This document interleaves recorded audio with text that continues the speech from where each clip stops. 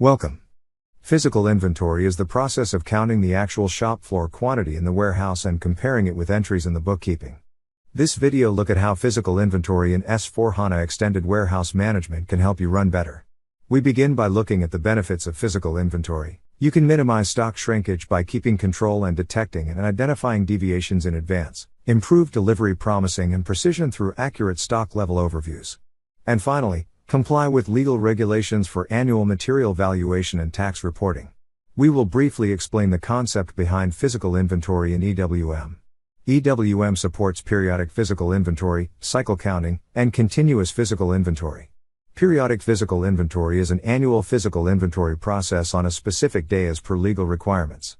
The cycle counting method is an ongoing inventory procedure in which we carry out a physical inventory of stock at regular intervals. A cycle counting indicator is maintained in the EWM product master and determines if a product is counted every month, quarter, or year. Continuous physical inventory in EWM can be done through the following procedures. Ad hoc, this is performed anytime when required. For example, a product is damaged or stolen. Low stock, takes place during pick confirmation. It is triggered if the stock level in the bin goes below a configurable threshold. Zero stock is the same as the low stock procedure, except the threshold value is zero. Put away physical inventory is performed at the storage bin level during the first put away in the bin in the fiscal year. A physical inventory begins by identifying the stocks to be counted and creating API document. The physical inventory will then be performed, and the result will be recorded. The inventory process can take place with an RF device or be paper-based with later recording in the system. A recounting will be triggered if the recorded result falls outside the defined tolerances. If the recorded result falls within the tolerances or has been verified through a recount, we move on and analyze the inventory differences. The inventory documents are then posted. And finally, changes are synchronized between EWM and the inventory overview and material valuation in ERP. We will now perform an ad hoc physical inventory of one product, in one bin only.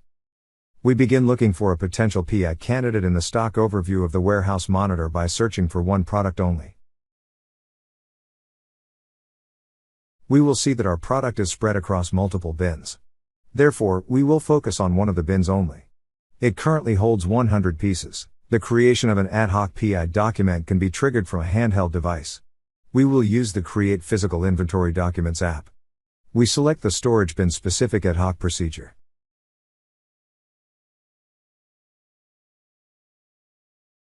Then, we select the storage bin identifier from the warehouse monitor stock overview, 021, 02, 01, 02. The search result leaves us with one entry for a high priority unplanned, or ad hoc, inventory counting.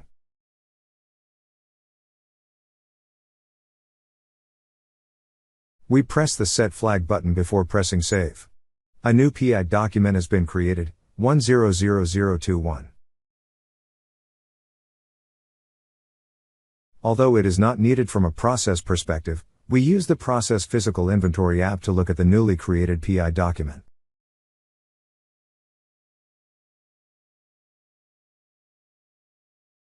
Under References, we see the corresponding warehouse order number. A quick look at the warehouse monitor, under Documents and Warehouse Orders, shows us that the inventory document has been assigned to a specific work queue. We use the RF processing app to perform the actual inventory counting on a handheld device. Since we noted the warehouse order number, we select the PI document manually instead of choosing the picking queue. We move to and confirm the picking bin identifier. We confirm the product ID. We deliberately enter a lower quantity than the expected 100. We enter 80. Please note that the warehouse operator will not see the expected quantity and will have to make an independent count and report. We save the result by pressing F11. A revisit at the physical inventory document will show something interesting. Due to the deviation in quantity outside the defined tolerance level, the document has been given a recount status. Under Reference, we can see that a follow-on document has been created. An additional PI document, 10022, has been produced to initiate a recount. If we look up the new PI document, we will see, under References, that it has been assigned to a new warehouse order. 2012360. Since the original warehouse operator is not allowed to perform the recount, we will see that it has been assigned to a dedicated work queue for recounts when looking up the new warehouse order in the Warehouse Monitor. If the original warehouse operator is trying to perform the recount, for instance, by manually selecting the warehouse order, the system will prohibit that and instead display an error message. Instead, we log into EWM as a different user to perform the recount. This time we will use the RF test application to conduct the inventory count. Again, we select the same warehouse order and follow the instructions.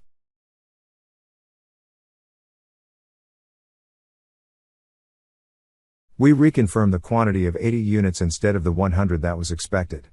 Then, we end the counting procedure and save the result by pressing the F11 button. A look at the PI document using the Process Physical Inventory Documents app shows us the new counting document has been posted. Under Differences, Totals, we can see that a discrepancy of 20 units has been recorded. A similar quick look in the Warehouse Monitor, Stock Overview, shows us that the recorded quantity in the specified storage bin has been reduced from 100 to 80.